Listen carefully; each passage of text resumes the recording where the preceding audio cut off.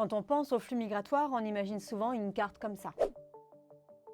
Eh bien c'est juste et c'est faux. Selon l'OIM, les principaux couloirs relient généralement des pays en développement à de grandes économies, comme les USA, la France, la Russie ou encore les Émirats arabes unis. En 2020, on estimait qu'il y avait environ 281 millions de migrants internationaux dans le monde.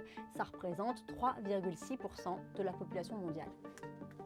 Ce sont l'Europe et l'Asie qui en ont accueilli le plus, avec respectivement 87 millions et 86 millions de migrants internationaux. Mais attention, migrant international, ça englobe beaucoup de cas de figure.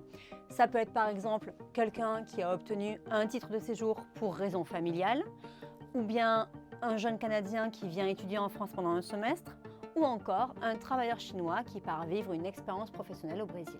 Beaucoup d'entre nous avons été ou seront à l'avenir amenés à être migrants international. Ce chiffre est en augmentation ces 50 dernières années. On vit davantage à l'étranger que nos parents ou nos grands-parents.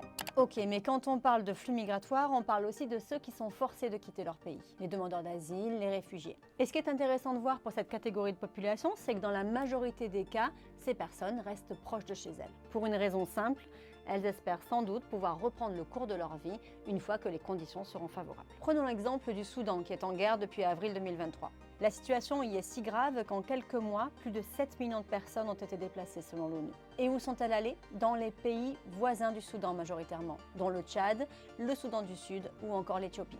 Selon le HCR, en 2023, 69% des réfugiés et des autres personnes en quête de protection internationale vivaient dans des pays frontaliers de leur pays d'origine.